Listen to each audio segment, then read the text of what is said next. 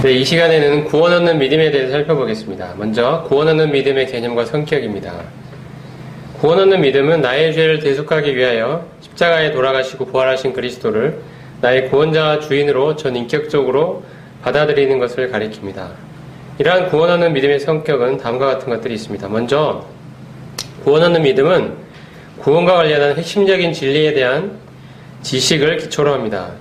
우리가 처음부터 성경에 담겨있는 모든 지식을 다 알고 믿을 수는 없지만 구원을 얻기 위해서는 그 가운데서도 구원에 필요한 가장 핵심적인 그런 기초가 되는 진리들에 대한 지식을 필요로 합니다. 예를 들어서 하나님께서 나를 만드신 창조주가 되신다.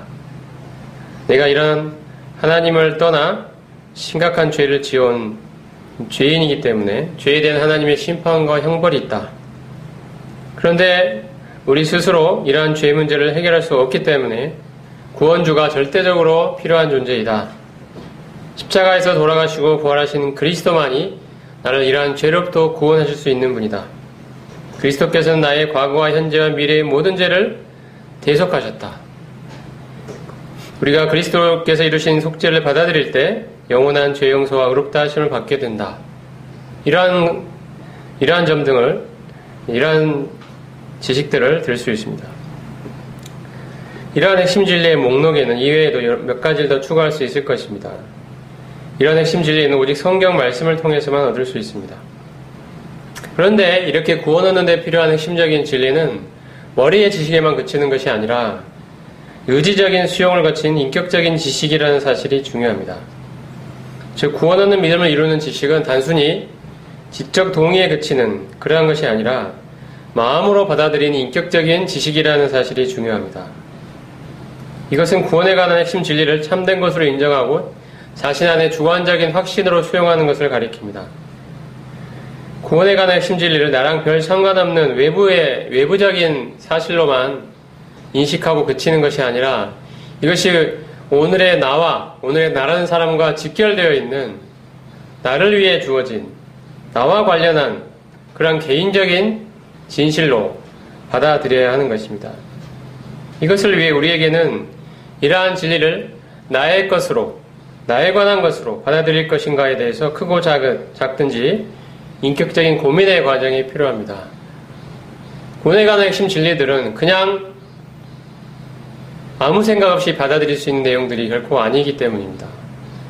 그 본래의 의미를 우리가 제대로 알기만 한다면 그러한 진리들은 우리의 인간의 어떤 지식이나 인간의 상식, 인간의 사고로는 결코 받아들이기 힘든 그러한 내용들이기 때문입니다. 우리는 이러한 진리 앞에서 내가 이것을 받아들일 것인가에 관해서 그러므로 고민의 과정을 거치게 됩니다. 심각한 고민을 거치게 됩니다. 이러한 고민의 과정을 통해서 성령께서 역사하시면서 이러한 지식이 이제 나의 것으로 믿어지고 받아들여지게 되는 그러한 것들을 경험하게 되는 것입니다. 이것이 머리만의 지식이 아니라 바로 마음으로 받아들여진 인격적인 지식이라는 그런 말의 의미가 되겠습니다. 또 하나 중요한 사실은 구원 얻는 믿음은 전적으로 그리스도를 의지하는 신뢰와 헌신이 그 가운데 포함되어 있다는 점입니다. 이 사실도 매우 중요합니다. 우리가 예수 그리스도를 믿는다는 것은 예수님이 행하신 일을 내가 이제 알고 그것을 지식적으로 확신하게 되었다는 사실만을 가리키는 것이 아니라 그러한 일을 이루신 그리스도를 내 삶에 참으로 인정하고 의지하며 그분께 신뢰하고 그분께 내 인생을 의탁하는 그러한 신뢰와 의탁, 헌신의 마음이 포함이 되어 있다는 것입니다. 이러한 것이 빠진 믿음은 참된 믿음이라고 보기가 어렵습니다. 그것은 단순히 머리만의 지식에 기초한 부족한 믿음이라고 할 수가 있습니다. 이전에 나이아가라 폭포의 한쪽 끝에서 다른 쪽 끝까지 외줄타기로 건너가는 줄타기 달인이 있었습니다. 그는 줄을 건너 이러한 폭포 횡단에 여러 번 성공한 것으로 유명했습니다. 어느 날 그는 사람들을 모아놓고 여러분은 제가 지금 이 순간에도 이 폭포 위에 매달려 있는 이 외줄을 타고 폭포 이 끝에서 저 끝까지 건너갈 수 있을 것으로 믿으십니까? 라고 사람들을 향하여 질문을 던졌습니다. 그때 사람들은 우리와 같은 박수를 보내면서 네, 우리가 믿습니다. 라고 이야기했습니다. 그때 그가 하는 말이 이것이었습니다. 그렇다면 여러분 중에 누가 저의 등에 엎여서 함께 이 줄을 타고 폭포를 건너가시겠습니까? 그러신 분은 손을 들어 표해 주십시오라고 이야기했습니다. 그랬을 때 아무도 손을 들지 않았다고 합니다. 근데 그 순간 한 사람이 손을 들고 앞으로 나와왔습니다. 그리고 그는 그의 등에 엎여서 그 줄을 건너기 시작했습니다. 줄을 타고 폭포를 건너기 시작했습니다. 그리고 이제 마침내 폭포 끝까지 안전하게 다다랐습니다. 그 등에 엎였던 사람은 바로 그가 그 줄타기 달인이 어릴 때부터 알고 지내던 바로 그의 오래된 친구였다고 합니다. 우리는 이 사실로부터 그 앞에 모였던 그 줄타기 달인 앞에 모였던 수많은 군중들이 그가 그 줄을 타고 폭포를 건널 수 있다는 사실을 믿느냐고 했을 때 믿는다고 말했던 그 고백이 결코 참된 믿음이 아니라는 사실을 알 수가 있습니다. 사람들이 진실로 믿었다면 그들은 그의 등에 엎여서 그와 함께 폭포를 건너갔어야 할 것입니다. 그런데도 그들은 함께 폭포를 건너갈 수가 없었습니다. 그들은 참되게 믿지 않았기 때문입니다. 사실은. 그들은 그 사실을 믿지 않고 있었던 것입니다. 그는 그를 신뢰하지 않았던 것입니다. 신뢰할 수가 없었던 것입니다. 그들은 그를 참되게 믿지 않았습니다. 우리가 예수 그리스도를 믿는다고 하는 것은 우리를 구원하신 예수 그리스도에 대한 인격적인 신뢰와 그분께 내 삶을 의탁드리는 믿고 맡기는 헌신이 포함되어 있는 그러한 개념입니다. 우리가 그리스도를 믿는다고 할 때는 바로 이와 같은 믿음을 가리킵니다. 이와 같은 믿음이 없다면 우리는 예수 그리스도를 참되게 믿었다고 말할 수 없을 것입니다. 예수 그리스도, 그분을 참으로 의지하고 신뢰하며 그분께 내 인생을 믿고 맡기는 것이 성경이 말씀하는 참된 믿음입니다. 그러므로 이와 같은 구원 얻는 믿음에는 전 인격이 관여됩니다.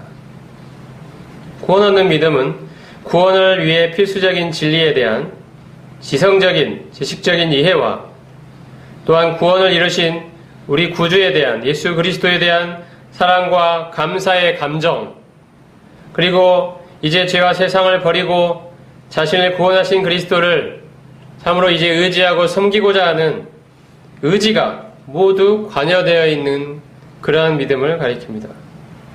그러므로 구원하신 주님께 대한 감사와 감동이 나타나지 않고 또한 죄와 세상을 버리고 그리스도를 참되게 섬기고자 하는 의지적인 변화가 보이지 않는데도 복음을 지식적으로 받아들이고 이제 내가 죽어서 하늘나라 간다는 확신을, 지적인 확신을 얻었다는 이유만으로 그 사람을 구원받았다라고 섣불리 단정하기가 어려운 것입니다. 또한 구원 얻는 믿음은 말씀으로부터 생겨납니다. 구원 얻는 믿음은 단순한 지적 동의에 그치지 않고 전인격이 관여되기 때문에 인간의 논리적인 설득이 아니라 성령께서 바로 성경 말씀을 통하여 그 사람의 인격 안에 바로 이 복음의 말씀을 깨닫게 해주시고 확신시켜 주실 때 생겨나는 것입니다. 이것이 구원 얻는 믿음의 참된 성격입니다. 로마서 10장 17절에 그러므로 믿음은 들음에서 나며 들음은 그리스도의 말씀으로 말미암았다고 말씀합니다. 야고보서 1장 18절에 자기의 뜻을 따라 진리의 말씀으로 우리를 낳으셨다라고 말씀합니다. 고린도서 2장 4절에 내 말과 내 전도함이 설득력 있는 지혜의 말로 하지 아니하고 다만 성령의 나타남과 능력으로 하였다라고 말씀합니다. 그러므로 우리는 전도할 때 나의 그럴듯한 논리에 의지할 것이 아니라 듣는 자로 하여금 하나님의 말씀을 그대로 읽게 하고 성령께서 그 말씀의 의미를 듣는 그 말씀을 읽는 자에게 깨닫게 해주시기를 간절히 의지하고 탁드리는 마음으로 복음을 증거해야 할 것입니다.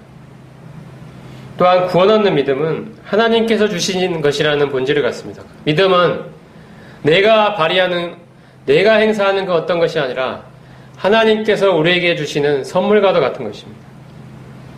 구원에 관한 진리들은 그 의미를, 참된 의미를 알고 진지하게 고민한다면 결코 거듭나지 못한 자연인의 영적 상태에서는 깨달을 수가 없는 사실들입니다. 받아들일 수가 없는 사실들입니다. 어리석게 보이고 답답해 보이는 것들입니다. 그러므로 이러한 진리를 받아들이게 하는 성령의 역사가 없이는 이러한 영적 진리는 결코 수용될 수 없는 그러한 진리인 것입니다.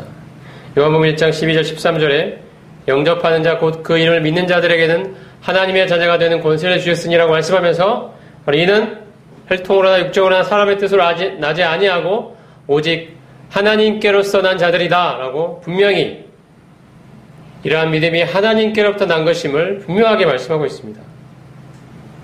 처음에 우리가 우리 스스로의 결심을 통해 그리스도를 믿었다고 생각하지만 자신의 죄인됨을 더 깊이 알게 되면서 우리는 나같이 부패한 죄인이 그리스도를 믿게 된 것은 참으로 하나님께서 일으키시는 하나님의 역사임을, 참으로 하나님께서 관여하신 결과임을 참으로 인정할 수밖에 없게 됩니다. 하나님이 개입하시지 않으셨다면, 하나님이 역사하지 않으셨다면, 하나님이 주도하지 않으셨다면 나라는 사람은 결코 이 진리를 받아들일 수 없는 그러한 부패하고 무능력한 죄인인 것입니다. 그러므로 우리는 전도할 때 성령께서 복음을 듣는 자들의 심령에 역사해 주시기만을 철저하게 의지해야 할 것입니다. 지금까지 우리는 구원 얻는 믿음의 여러 가지 본질들에 대해 살펴보았습니다. 이제는 구원 얻는 믿음의 핵심 내용을 살펴보겠습니다. 첫 번째 먼저 구원 얻는 믿음은 그리스도께서 나의 죄를 대속하셨다는 사실을 믿는 믿음을 가리킵니다.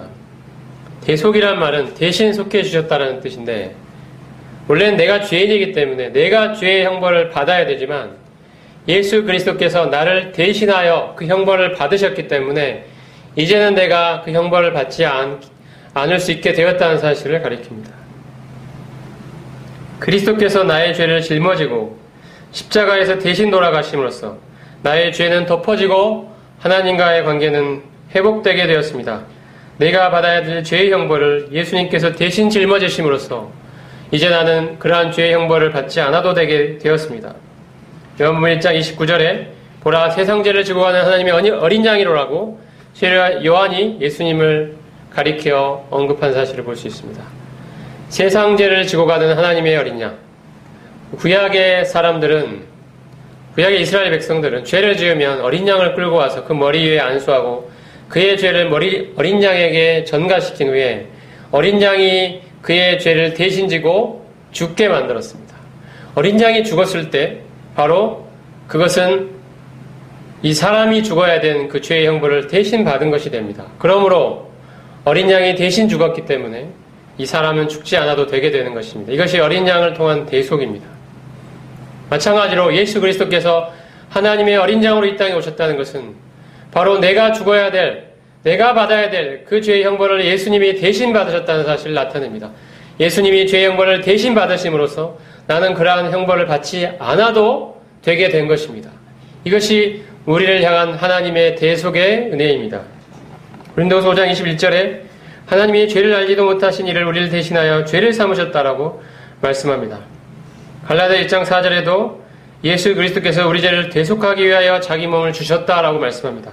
베드로전서 3장 18절에 그리스도께서 단번에 죄를 위하여 죽으사 의인으로서 불의한 자를 대신하셨다라고 말씀합니다. 이 모든 말씀들이 예수님이 바로 우리를 대속하신 분이심을 증거하고 있습니다. 구원 얻는 믿음의 핵심 내용은 우리가 무엇을 믿느냐는 그 내용에는 바로 이와 같이 그리스도께서 나의 죄를 대속하셨다는 이 사실을 내포하고 있습니다.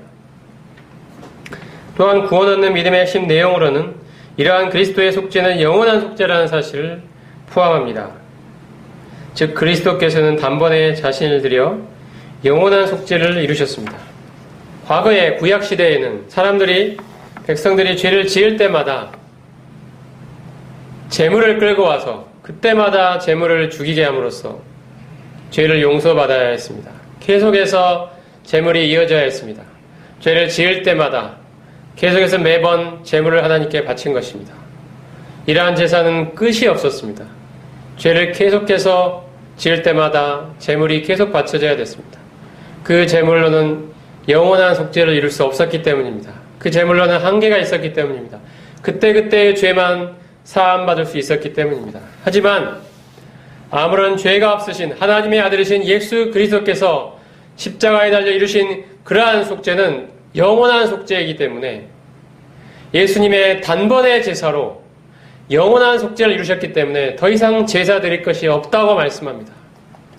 과거 구약 시대처럼 죄를 지을 때마다 계속 제물을 드려야 되는 것이 아닙니다. 예수님은 말씀에 있듯이 단번에 영원히 이루셨습니다.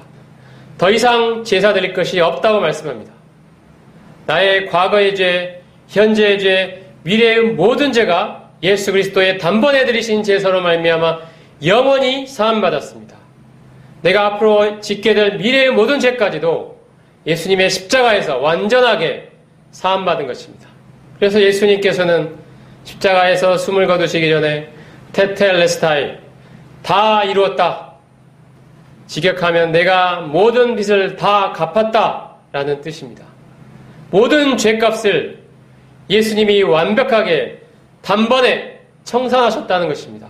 우리의 모든 죄가, 과거와 현재, 미래의 모든 죄가 단번에 영원히 용서받았습니다. 이것이 십자가에서 이루신 예수님의 영원한 속죄입니다. 우리는 이 사실을 믿습니다. 히브리서 9장 12절에 염소와 송아지의 피로 하지 아니하고 오직 자기의 피로 영원한 속죄를 이루사 단번에 성소에 들어가셨다라고 말씀합니다. 히브리서 10장 12절 14절에 오직 그리스도는 죄를 위하여 한 영원한 제사를 드리시고 하나님 우편에 앉으셨다라고 말씀합니다. 그가 한 번의 제사로 영원히 온전케 하셨다라고 말씀합니다.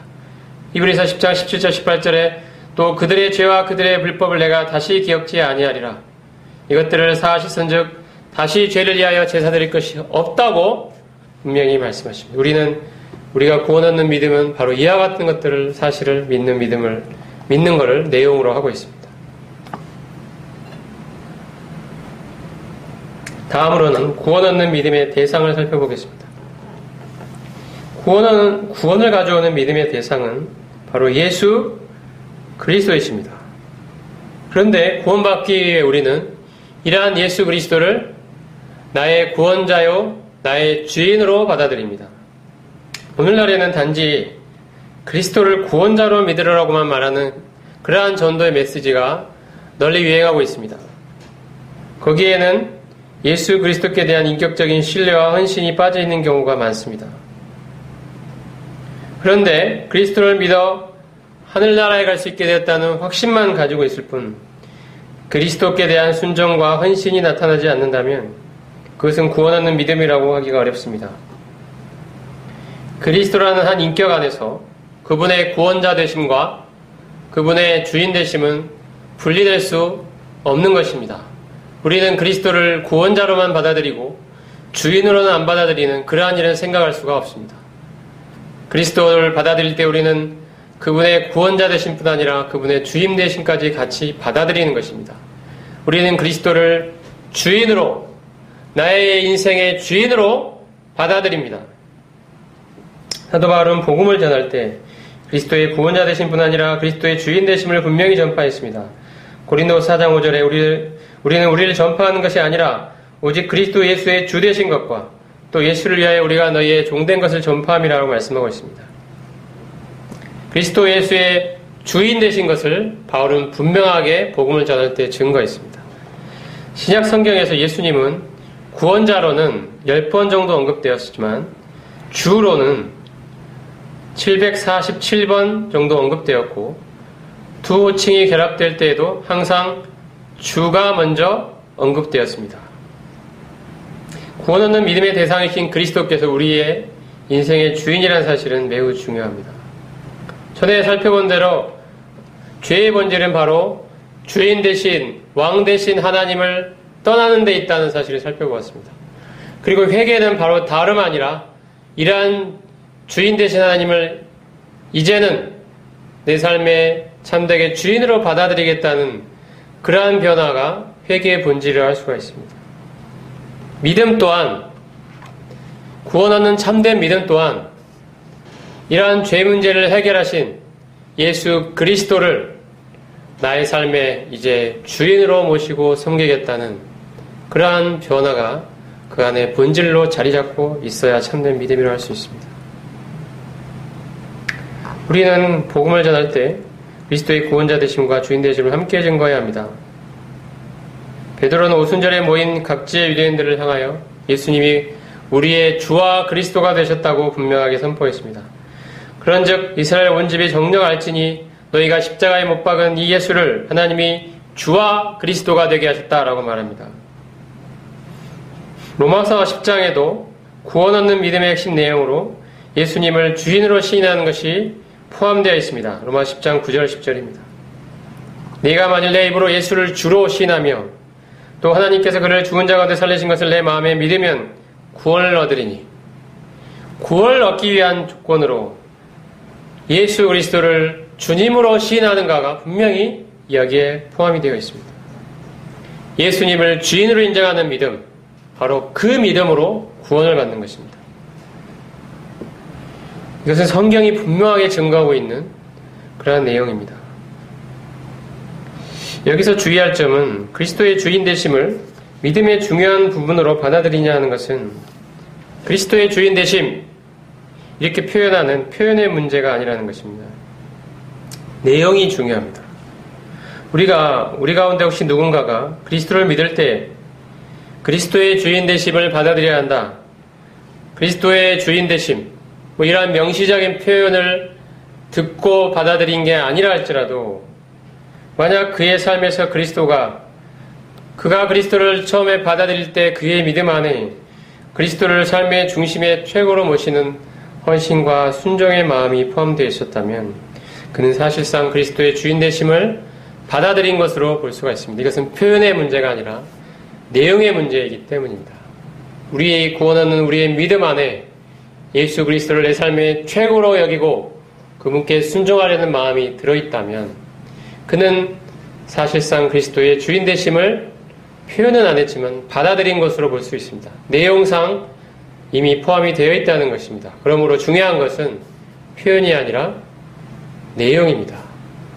우리는 우리의 믿음, 우리가 구원받았다고 말했을 때 그 믿음 안에 이 나를 구원하신 십자가에서 달리시고 부활하신 예수 그리스도를 나의 구원자일 뿐 아니라 진정으로 내가 섬기고 순종해야 할 내 삶의 최고의 주인으로 받아들였는지 분명하게 점검해 보아야 할 필요가 있다고 생각합니다.